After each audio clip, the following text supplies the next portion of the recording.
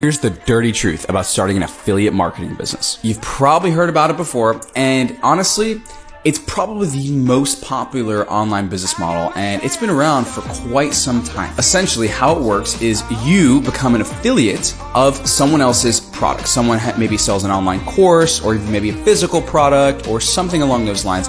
You essentially say, hey, I'm gonna sell more of those for you, and in exchange, you get a small percentage of each sale. Now, in theory, it sounds awesome, right? Like you don't have to create your own product. All you need to do is find someone else's product that they've already spent the time, sweat, blood, sweat, and tears to build, and then you just go and sell it. But here's the dirty truth. In order to make any substantial income with affiliate marketing, you need to build a massive, massive pipeline of people underneath you, and you need to make tons and tons and tons of sales, because usually what you're selling, you only make about a $5 to $10 commission. So you need to literally sell hundreds, if not thousands, to make any substantial income. Now, the reason you're not going to be told that is because these gurus that are pushing their courses on how to do affiliate marketing don't want you to know that, because they want you to buy their course.